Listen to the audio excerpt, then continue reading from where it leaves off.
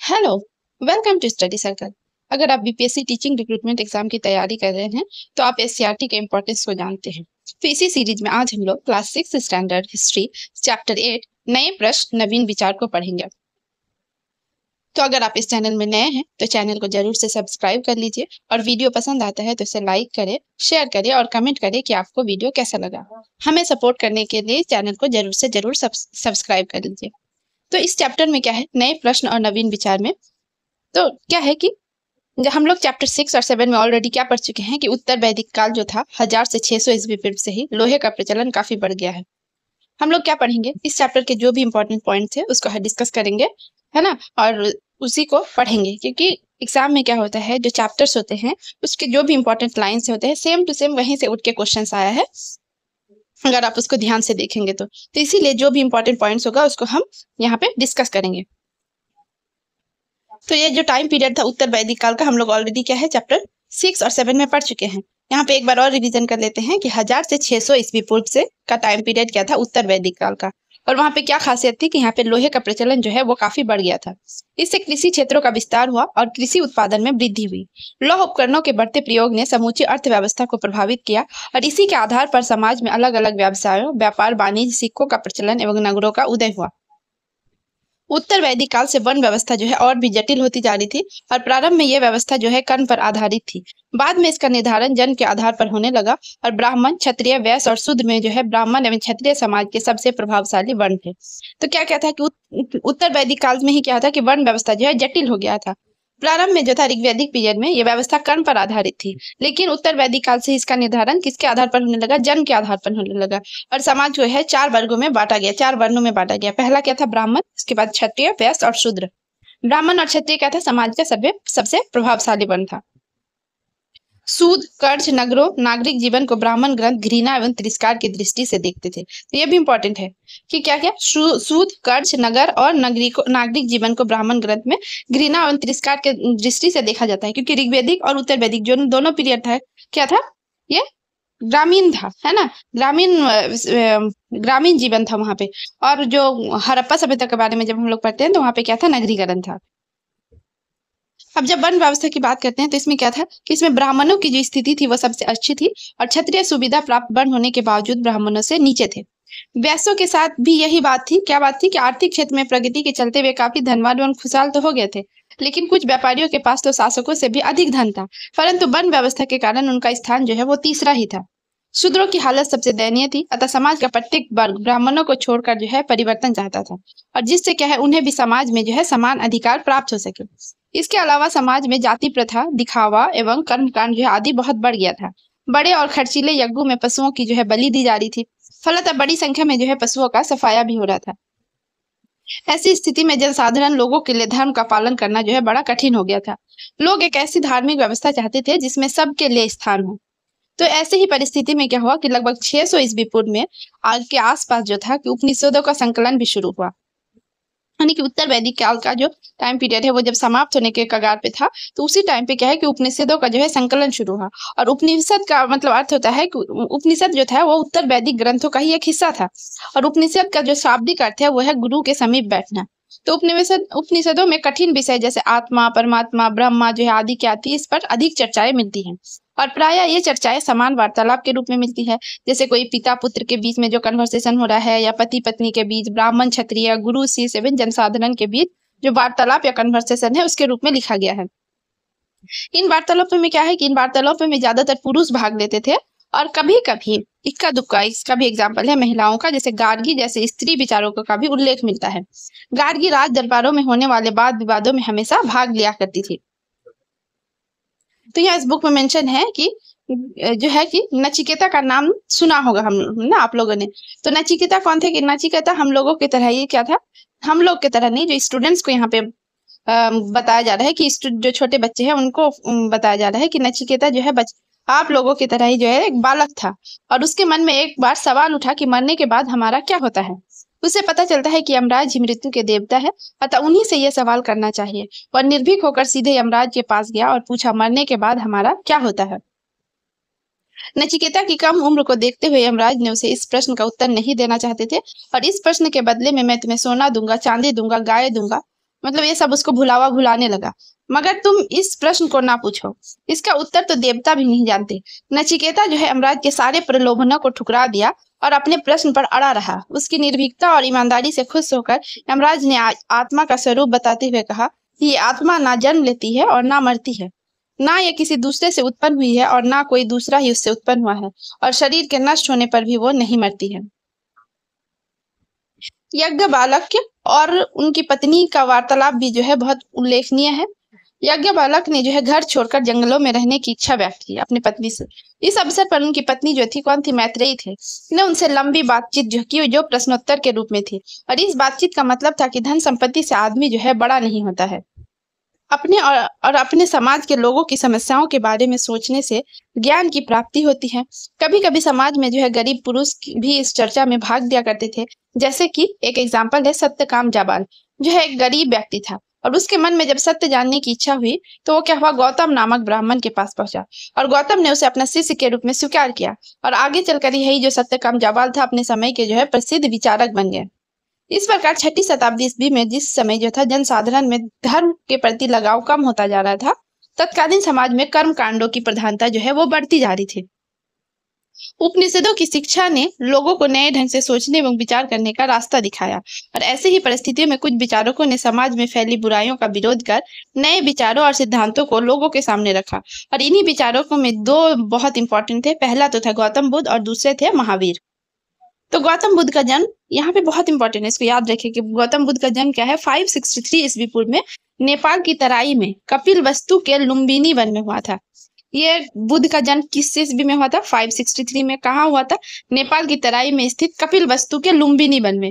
तो अगर ये कहीं पे अगर लुम्बिनी ऑप्शन में रहे तो लुम्बिनी होगा, अगर लुम्बिनी नहीं है, कपिलवस्तु है तो कपिलवस्तु होगा, और अगर नेपाल की तराई पूछ लेता है कहीं कहीं पे तो नेपाल की तराई होगा, है ना। और अगर तीनों ऑप्शन में रहा तो पहला लुम्बिनी होगा, है ना। तो इस तरह से आपको आंसर देना है। ये तीनों ही इसका आंसर होगा, क्योंकि नेपाल की तराई में कपिलवस्तु एक जगह और उसके अंदर एक लुम्बिनी वन है, वहां पे हुआ था। बुद्ध का जो पिता का नाम था वो शुद्धोधन था, और माता का नाम महामाया है। ये भी बहुत बार पूछा गया है। इसका बचपन का नाम सिद्धार्थ है, और सिद्धार्थ जो है बचपन से ही चिंतनशील थे। वो क्या था, अन्य बालकों की तरह खेल कूद में उसकी रुचि नहीं थी, और ये प्रायः एकांत में बैठकर जीवन मरण की गंभीर समस्याओं पर विचार किया करते थे। आगे चलकर यशोधरा से जो है इनका विवाह हुआ, और इसके पुत्र का नाम जो था वो राहुल था। सिद्धार्थ ने अपने चारों ओर लोगों में कष्ट पाया, और अपने प्रारंभिक जीवन काल में जो है बुद्ध ने अलग अलग दुखों से पीड़ित लोगों को, जैसे रोगी को, बूढ़े व्यक्ति को, मृतक की अर्थी को एवं सन्यासी को देखा। क्या क्या देखा अपने प्रारंभिक जीवन काल में? जो अलग अलग दुखों से पीड़ित लोग, जिसमें पहला क्या था कि एक रोगी को देखा, फिर एक बूढ़े व्यक्ति को देखा, एक मृतक की अर्थी को देखा, और आखिर में उन्होंने एक सन्यासी को देखा। तो इन दृश्यों को देखने के बाद उसके मन में जो है कई प्रश्न उठे। कि क्या प्रश्न उठे? पहला प्रश्न यह था कि आदमी क्यों बूढ़ा होता है, और दूसरा कि उसकी मृत्यु क्यों होती है। फिर उसने सोचा कि संसार के सभी सुख बेकार और कम समय के लिए है, और अंततः अपने प्रश्नों का उत्तर पाने के लिए एक रात जो है अपने प्रिय घोड़े पर सवार होकर घर से निकल पड़े। तो यहाँ पे एक क्वेश्चन है आप लोगों के लिए कि आप लोग कमेंट में बताएं कि जो गौतम बुद्ध का घोड़ा था उसका क्या नाम था। आप गूगल पे सर्च कर दिएगा, आपको मिल जाएगा, है ना। हम आपको ये होमवर्क दिए। किसी असहाय और दुखी व्यक्ति को देखकर आप क्या सोचते हैं? तो सिद्धार्थ ने अनेक आचार्यों गुरुओं से शिक्षा ग्रहण की, किंतु उन्हें संतोष नहीं हुआ, और इसके बाद उन्होंने 6 वर्षों तक जो है कठोर तपस्या की, और अंत में जो है अन्न जल सब त्याग दिया। कितने वर्षों तक तपस्या की थी? वो 6 वर्षों तक, है ना। और इसी समय जो है गाने वाली स्त्रियों से उन्होंने ये सब किया, जो स्त्रियां गाने गाती थी उनसे सुना, अपने वीणा के तार को इतना मत कसो कि वो टूट जाए, और ना ही इतना ढीला करो कि उससे संगीत ही ना निकले।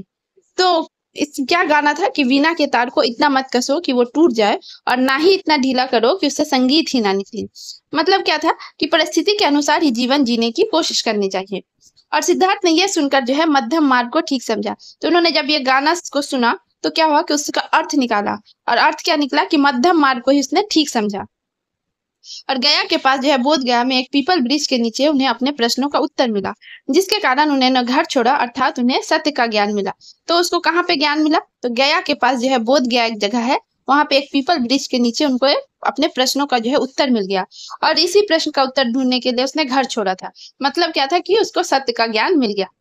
तो महात्मा बुद्ध ने जो है अपना पहला उपदेश जो था वो कहाँ दिया था? सारनाथ में दिया था। ये क्वेश्चन तो हमको लग रहा है कि हर कोई एग्जाम में पूछा जाता है, सैकड़ों बार पूछा जा चुका है। और ये जो घटना थी, है ना, ज्ञान प्राप्त करने की घटना, सत्य ज्ञान प्राप्त करने की घटना, तो इसी को क्या बोला जाता है? धर्म चक्र प्रवर्तन कहलाता है। और इस घटना को यादगार बनाने के लिए बाद में सम्राट अशोक ने, है ना, अशोक के बारे में हम लोग नेक्स्ट चैप्टर में पढ़ेंगे। तो क्या है, सम्राट अशोक ने सारनाथ में एक विशाल स्तूप का निर्माण करवाया। तो आप यहाँ पे ये देख सकते हैं, ये चित्र है, ये अशोक द्वारा निर्मित सारनाथ स्तूप का। आगे बढ़ते हैं कि उसके बाद बुद्ध ने जो है मगध, वैशाली और भारत के अन्य जगहों पर घूम घूमकर अपने उद्देश्यों को लोगों के सामने रखा। तो जब सारनाथ में पहला उपदेश दे दिया, उसके बाद उसने मगध, वैशाली और भारत के और भी कई जगहों में घूम घूमकर अपना उपदेश जो है लोगों के सामने रखा। और शीघ्र ही उनका जो है बौद्ध धर्म काफी लोकप्रिय हो गया। और 80 वर्ष की आयु में 483 ईस्वी पूर्व में कुशीनगर, गोरखपुर में के पास एक जगह है कुशीनगर यूपी में, वहां उनकी मृत्यु हुई। मगध के राजा जो थे बिंबिसार, उस टाइम पे वो उनके प्रमुख अनुयायी बने। तो उसकी मृत्यु कब हुई थी? 483 में। कब हुई? 483 में। कहाँ हुई? कुशीनगर होगा तो कुशीनगर, और अगर गोरखपुर दिया रहेगा तो गोरखपुर में। तो भगवान बुद्ध एवं बौद्ध भिक्षुओं के मरणोपरांत जो है उनका शारीरिक अवशेषों पर निर्मित संरचना को क्या कहा जाता है? स्तूप कहा जाता है। और सारनाथ, नालंदा, सांची आदि जगहों पर ऐसे स्तूप देखे जा सकते हैं। तो स्तूप क्या होता है? तो भगवान बुद्ध एवं बौद्ध भिक्षुओं के मरणोपरांत उनके शारीरिक अवशेषों पर जो है निर्मित संरचना को ही स्तूप कहा जाता है। और स्तूप कहाँ पे? सारनाथ के स्तूप का तो हम लोग देखे कि अशोक ने बनवाया था। नालंदा, सांची, यहाँ पर भी जो है बुद्ध के प्रमुख स्तूप है। तो ये चित्र जो है बहुत क्लियर नहीं है, इसलिए उसके बारे में डिस्कस नहीं करेंगे। आगे हम लोग पढ़ेंगे क्या है कि बुद्ध ने जात पात, ऊंच नीच के भेदभाव तथा धार्मिक जटिलता को गलत बताया। एक आदमी अच्छा है या बुरा, ये बात उसके व्यवहार को देखकर कही जा सकती है। और क्या है कि बुद्ध के सिद्धांत को समाज का कोई भी वर्ग जो है अपना सकता था। उन्होंने लोगों को दयालु तथा मनुष्य के साथ साथ जानवरों एवं पशु पक्षियों से भी समान रूप से प्रेम करने की शिक्षा दी। बुद्ध लोगों को दूसरे की शिक्षा या सिद्धांत को अपने विवेक के आधार पर अपनाने की सलाह देते थे। तो क्या होता था? लोगों को दूसरे की शिक्षा और सिद्धांत को जो है अपनाओ, लेकिन अपने विवेक के आधार पर अपनाओ, इसकी सलाह देते थे। आगे हम लोग पढ़ेंगे जीवों पर दया। जीवों पर दया के बारे में बुद्ध का क्या मतलब ओपिनियन था कि एक बार जो बुद्ध था वो भिक्षाटन के लिए जा रहे थे और रास्ते में एक गडरिया जो है बहुत सारी भेड़ों को हाके लिए जा रहा था। बुद्ध ने देखा भेड़ के एक बच्चे के पैर में चोट लगी हुई है, इसीलिए वो लंगड़ाकर चल रहा है।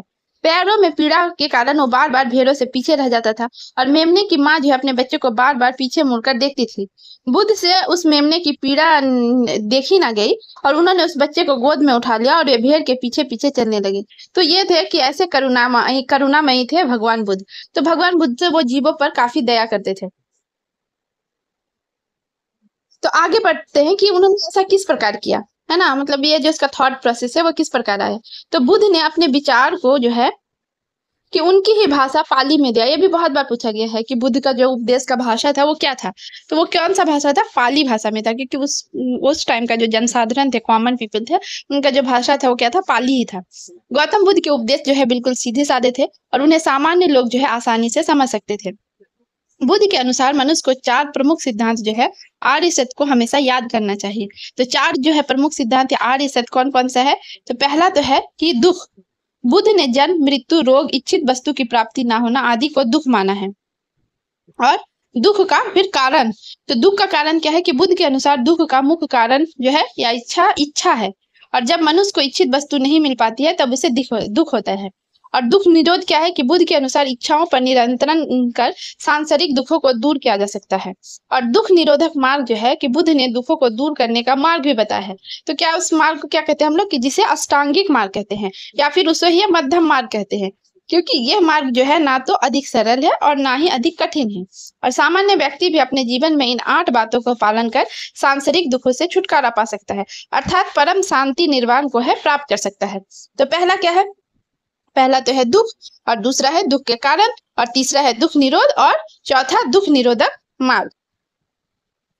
तो ये जो उन्होंने बताया ये सिर्फ अब उस टाइम का नहीं, अगर हम देखेंगे तो अभी जो हम जीवन जी रहे हैं तो ये लगेगा कि हमारे जीवन में जो दुख है उसका ये चारों जो है चीजें एकदम फिट बैठता है कि दुख है। और दुख का कारण क्यों है? क्योंकि मतलब हर चीज का हम लोग का ना ख्वाहिश ही बड़ा है, तो इसीलिए हम लोग के जीवन में जो है दुख है।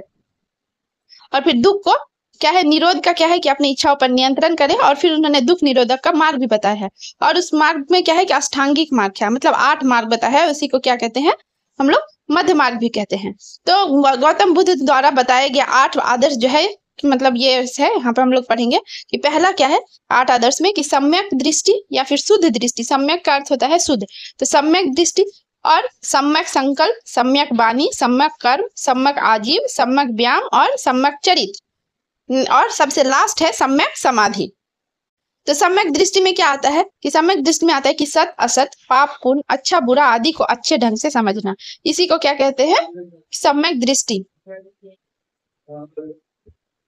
सम्यक संकल्प, इच्छा और हिंसा से मुक्त विचार जो है उसको सम्यक संकल्प कहते हैं।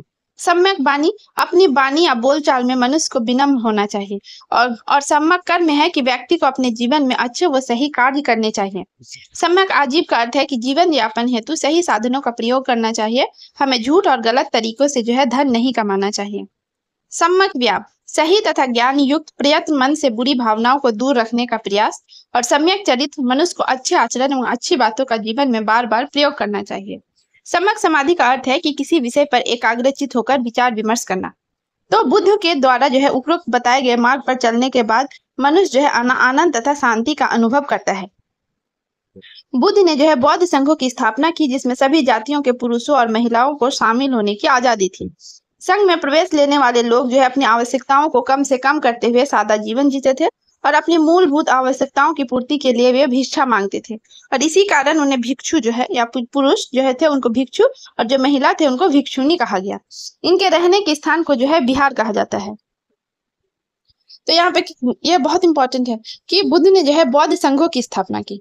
और इसमें खास बात क्या है, खास बात यह है कि जैसे उत्तर वैदिक काल में जो है जाति और वर्ण में लोग बट गए थे, तो इसमें यह था कि सभी जातियों के जो पुरुष और महिलाओं को शामिल होने की आजादी थी। और संघ में जो है प्रवेश लेने वाले जो लोग थे वो अपनी आवश्यकताओं को कम से कम करते हुए सादा जीवन जीते थे। तो उत्तर वैदिक काल में कर्मकांड भी बहुत ज्यादा हो गया था। उससे छुटकारा पाने के लिए लोग जो है सादा जीवन जीने के जो पद्धति है उसको अपनाने लगे। अपनी मूलभूत आवश्यकताओं की पूर्ति के लिए वे भिक्षा मांगते थे और इसी के कारण जो है पुरुष को भिक्षु और महिला को भिक्षुनी कहा गया। और जो है ये पूछा गया कि विहार क्या है, तो विहार जो है बौद्ध भिक्षुओं का भिक्षुनियों के रहने के स्थान को विहार कहा जाता है। अपनी सादगी और सरलता के कारण जो है भारत के साथ साथ विदेशों में भी यह धर्म काफी लोकप्रिय हुआ। तो कहाँ, तो इसमें क्या खास वो देश है कि श्रीलंका, चीन, जापान, कोरिया, तिब्बत जो है आदि देशों में इसके अनुयायियों की संख्या जो है काफी अधिक है। और भारतीय समाज के सभी पक्षों को जो है बौद्ध धर्म ने काफी प्रभावित किया। सम्राट अशोक ने जो है लोक कल्याण, अहिंसा, धार्मिक सहिष्णुता तथा साम्राज्य विस्तार न करने का निश्चय जो है बौद्ध धर्म से ही प्रभावित होकर किया। और इसके बारे में जो है नेक्स्ट जो आगे और चैप्टर है उसके बारे में हम लोग डिटेल्स में पढ़ेंगे। धार्मिक क्षेत्र में भी बौद्ध धर्म के कारण क्या है अनेक बदलाव आए। धीरे धीरे यज्ञ, बलि और कर्म कांडों में जो है कमी होने लगी और नालंदा, विक्रमशिला जैसे बौद्ध मठ स्थापित हुए जो कि शिक्षा के महान केंद्र के रूप में उभरा। तो बौद्ध धर्म से जो है कि अच्छा ये होमवर्क है, वो इतना इंपॉर्टेंट नहीं है, बच्चों के लिए है। और फिर अब हम लोग पढ़ेंगे आगे जैन धर्म के बारे में। तो इसी समय बौद्ध धर्म की तरह ही जैन धर्म भी जनसाधारण को अपनी नई विचारधारा से प्रभावित कर रही थी। जैन धर्म के जो संस्थापक थे वो कौन थे, ऋषभदेव थे। तो ये बहुत इंपॉर्टेंट है, जैन धर्म का संस्थापक कौन था, ऋषभदेव था। और जैन धर्म में कुल जो है 24 तीर्थंकर थे। तो जो जैन धर्म के जो गुरु होते थे है ना, तो उसको क्या बोला जाता है, तीर्थंकर बोला जाता है। तो जैन धर्म में कुल आज तक मतलब 24 तीर्थंकर होने की बात कही जाती है। तीर्थंकर का क्या अर्थ होता है कि धर्म का प्रचार करते हुए दूसरों को रास्ता बताने वाले को तीर्थंकर कहते हैं। और तीर्थंकरों के क्रम में जो है 23वें थे पार्श्वनाथ, जो काशी के अश्वसेन के पुत्र थे। तो ऋषभदेव जो थे वो पहले थे। और जो तीर्थंकर के क्रम में जो थे 23 नंबर पे वो थे पार्श्वनाथ। पार्श्वनाथ कौन थे, काशी जो था, काशी महाजनपद, वहाँ उसके जो काशी के अश्वसेन के पुत्र थे। मतलब जो काशी महाजनपद के महाराजा थे अश्वसेन, उनके पुत्र थे, राजकुमार थे पार्श्वनाथ। तो यहाँ पे एक इम्पोर्टेंट है कि जैन शब्द जो है जिन शब्द से निकला है और जिन का अर्थ है जीतने वाला, है ना, द कॉन्करर। तो 24वें तथा अंतिम तीर्थंकर जो थे वो कौन थे, महावीर थे, जो कि सबसे ज्यादा फेमस है। तो 24वें और अंतिम तीर्थंकर जो थे वो महावीर थे। और महावीर ने इस धर्म का जो है सर्वाधिक महत्वपूर्ण विचारक थे। उन्होंने इस धर्म में अपेक्षित सुधार करके इसका व्यापक स्तर पर प्रचार किया। महावीर का जो मूल नाम था वो वर्धमान था और वर्धमान का जन्म जो है 540 ईस्वी पूर्व में वैशाली के निकट कुंड ग्राम में हुआ। तो याद रखिएगा महावीर का जन्म क्या है, 540 ईस्वी पूर्व में हुआ था। वही गौतम बुद्ध का जन्म क्या होता है, 563 ईस्वी पूर्व में हुआ था। इसके जो पिता थे वो सिद्धार्थ जातक क्षत्रिय कुल के प्रधान थे और इनकी माता जो थी त्रिशला वैशाली की लिच्छवी की राजकुमारी थी। जन्म कहाँ हुआ था? कुंडग्राम में हुआ था और इनके पिता का नाम क्या था? सिद्धार्थ था। और क्या था? इनका जातक जो है क्षत्रिय कुल के प्रधान थे और इनका माता का नाम था त्रिशला और जो वैशाली के लिच्छवी की राजकुमारी थी। लिच्छवी राज था या गणराज? हम लोग जो है महाजन जब चैप्टर पढ़ रहे थे तो उसमें हम लोगों ने पढ़ा था जो लिच्छवी था वो क्या था? गणराज था। तो वर्धमान का जो विवाह था वो यशोदा नामक एक राजकुमारी से हुआ था और 30 वर्ष की उम्र में जो है वर्धमान ने राजमहल की सारी सुख सुविधाओं को त्याग कर घर छोड़ दिया और जंगल में रहने लगे और 12 वर्ष की कठोर तपस्या के बाद उन्हें जो है ज्ञान या कैवल्य की प्राप्ति हुई। महात्मा बुद्ध एवं भगवान महावीर के प्रारंभिक जीवन में जो है क्या समानता है आपको लगता है ना? तो बहुत सिमिलरिटी है दोनों में। तो इसको जो है आप चैप्टर को पढ़ेंगे और जो लास्ट में है जो आप इसको नोट्स की तरह बनाएंगे तो आपको वो याद रह जाएगा, जैसे डेट ऑफ बर्थ है ना, बर्थ ऑफ प्ले जो है बर्थ प्लेस, फिर माँ का नाम, पिताजी का नाम, है ना, ये सब जो आप देखिएगा तो आपको वो ज्यादा याद रहेगा। ज्ञान प्राप्ति के बाद जो है वो महावीर कहलाए। तो नाम इनका क्या था? हम लोग यहाँ पे क्या पढ़े कि नाम क्या था? वर्धमान था, लेकिन जब इसको ज्ञान प्राप्त हो गया तो ये महावीर कहलाए और 72 वर्ष की उम्र में जो है 468 ईस्वी पूर्व में ये पावापुरी में उनकी मृत्यु हो गई। और गौतम बुद्ध का जो है मृत्यु कितने साल में हुई थी? 80 वर्ष में और इनकी 72 मतलब 72। 468 ईस्वी पूर्व में पावापुरी में जो है इनकी मृत्यु हो गई थी। तो ये आप देख सकते हैं ये पावापुरी का जो है जल मंदिर है। तो भगवान बुद्ध की तरह भी जो थे महावीर के उपदेश जो है वो सरल थे और जैन धर्म में जो है सदाचार या अच्छे आचरण के लिए कई सुझाव बताए गए हैं। जैन धर्म में अहिंसा का मुख्य स्थान है और भगवान महावीर का मानना था कि पशु पक्षियों, पेड़ पौधे और हवा में उपस्थित अदृश्य कीटाणुओं में भी जो है जीवन है और इसीलिए जैन जो साधु होते हैं वो क्या करते हैं? अपने मुंह में कपड़ा बांध के रखते हैं और ताकि हवा द्वारा कीड़े जो है उनकी नाक में पहुंचकर नष्ट ना हो जाए। और स्मरण करें कि भगवान बुद्ध ने भी जो है अहिंसा को अपनाने की बात कही थी।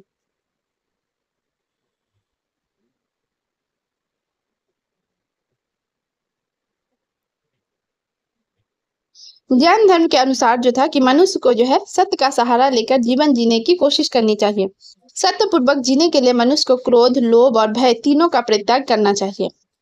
महावीर ने लोगों से चोरी ना करने की बात कही थी एवं बिना आज्ञा एवं अनुमति के हमें दूसरे का सामान नहीं लेना चाहिए। इसके साथ ही ईमानदारी पर बल देते हुए आवश्यकता से अधिक धन का संग्रह ना करने की भी बात कही थी। भगवान बुद्ध की तरह जो है अच्छे चरित्र के निर्माण के लिए महावीर ने लोगों से ब्रह्मचर्य का पालन करने की बात कही थी। इसका अर्थ है मनुष्य को अपने मन पर नियंत्रण रखना। तो हम लोग जो सम्यक आचरण जब पढ़े थे उसमें क्या था कि लोगों को जो है अपने मन पर नियंत्रण रखना चाहिए, है ना, या फिर जो दुख का कारण है उसमें ऑलरेडी पढ़ चुके हैं कि जो इच्छा है ना, वो जो है इच्छा या ख्वाहिश पे जो कंट्रोल नहीं रखता है वही जो है दुख का कारण है। तो ब्रह्मचर्य में भी जो है ब्रह्मचर्य पालन करने का बात किया गया है और उसमें भी यही बात है कि मनुष्य को जो है अपने मन पर नियंत्रण रखना चाहिए। महावीर ने अपनी शिक्षा जो है आम लोगों की भाषा प्राकृत में दी है। अच्छा बताइए गौतम बुद्ध ने किस भाषा में दी थी? गौतम जो बुद्ध थे उन्होंने पाली भाषा में दी थी, वही महावीर ने जो है अपनी शिक्षा आम लोगों को प्राकृत भाषा में दी। और देश के अलग अलग हिस्सों में जो है प्राकृत के अलग अलग रूप प्रचलित थे। अतः मगध में बोले जाने वाली जो प्राकृत थी वो मागधी कहलाती थी और महावीर ने सभी मनुष्य को है समान माना। इन्होंने स्त्रियों को पुरुषों के समान जो है संघ में प्रवेश देना स्वीकार किया था। तो यहाँ पे एक है क्या है कि उपनिषदों में जो है गार्गी जैसे स्त्री विचारों का उल्लेख है। तो भगवान बुद्ध ने भी अपने संघ में स्त्रियों के प्रवेश की आजादी दी थी। बुद्ध तथा महावीर दोनों का मानना था कि घर त्याग करने पर ही सच्चे ज्ञान की प्राप्ति हो सकती है। ऐसे लोगों के लिए जो है उन्होंने संघ नामक जो है संगठन बनाया जहाँ घर का त्याग करने वाले जो लोग हैं वो एक साथ रह सके। महावीर ने अपने उपदेशों में जो है कर्म की प्रधानता दी। महावीर के उपदेशों में किस चीज की प्रधानता थी? कर्म की प्रधानता थी। उनके अनुसार जो है मनुष्य भी जो है अच्छे कार्यों द्वारा पूजनीय बन सकते हैं। जीवन का उद्देश्य आनंद की प्राप्ति है और इसी प्राप्ति के लिए जैन धर्म में 3 मार्ग बताए गए हैं। तो जीवन का उद्देश्य क्या है कि आनंद की प्राप्ति ही जीवन का उद्देश्य है और इसके प्राप्ति के लिए कितने मार्ग है? 3 मार्ग है। तो हम लोग क्या पढ़े उसमें क्या क्या है? सम्यक दर्शन है और क्या है? सम्यक ज्ञान है और सम्यक चरित्र है। तो सम्यक दर्शन मतलब शुद्ध दर्शन। तो इसमें क्या है कि आत्मा जो है सभी जीवधारियों के शरीर में निवास करती है और इसीलिए मनुष्य को सभी प्राणियों को है अपने समान समझना चाहिए। सम्यक ज्ञान में क्या है कि सम्यक दर्शन से सम्यक ज्ञान की प्राप्ति होती है और मनुष्य को जो अज्ञानता, क्रोध, लोभ, मोह आदि से है छुटकारा मिल जाता है। यानी कि जब आपको शुद्ध ज्ञान की प्राप्ति होगी तो क्या होगा कि अज्ञानता, क्रोध, लोभ, मोह आदि से छुटकारा मिल जाएगा। सम्यक चरित्र क्या है कि इसका अर्थ है अच्छे आचरण एवं व्यवहार से है और अपने विचार और बोली पर नियंत्रण रखने से ही अच्छे चरित्र की प्राप्ति होती है। तो जैन धर्म में इसी तीनों आदर्शों को जो है त्रिरत्न कहा जाता है और जैन धर्म के अनुयायियों का ऐसा मानना है कि इस मार्ग पर चलने से मनुष्य का जीवन और मरण जो है दोनों दुखों से है छुटकारा पा सकता है। तो ये यहाँ पे है कुछ क्वेश्चन आंसर, उसको हम लोग देखेंगे कि गौतम बुद्ध का जो है जन्म वो कब हुआ था। तो यहाँ पर है कि गौतम बुद्ध का जो है जन्म कब हुआ था, तो इसका राइट आंसर है 563 ईस्वी पूर्व। जैन धर्म के संस्थापक कौन है, तो हम लोग पढ़ चुके हैं, ऋषभदेव है। महावीर ने जो है कब निर्वाण या मृत्यु प्राप्त किया, तो इसका आंसर है 468 ईस्वी पूर्व।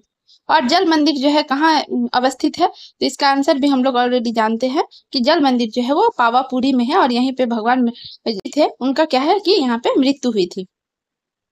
आगे ये फिल इन द ब्लैंक्स है कि महात्मा बुद्ध जो थे अपना पहला उपदेश जो है कहाँ दिया था, सारनाथ में दिया था। और इस घटना को क्या कहते हैं, इस घटना को हम लोग धर्म चक्र परिवर्तन कहते हैं।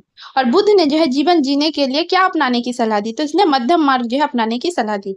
और नचिकेता की कहानी कहाँ से ली गई है, तो उपनिषद से ली गई है। और उपनिषदों में है किन विषयों पर चर्चा मिलती है, तो उपनिषदों में जो है कठिन विषय जैसे कि आत्मा, परमात्मा, ब्रह्म आदि पर जो है चर्चा मिलती है। तो महावीर के लिए किस शब्द का प्रयोग हुआ है, तो महावीर के लिए, तो हमको लग रहा है कि यहाँ पे क्वेश्चन जो है कि महावीर के लिए किस शब्द का नहीं होगा, कि वर्धमान के लिए जो है महावीर शब्द का प्रयोग हुआ है, या फिर भगवान ये वर्ड होगा, कुछ होगा। बौद्ध और जैन संघों के जो अनुयायी क्या करते थे, भिक्षा मांगकर खाते थे।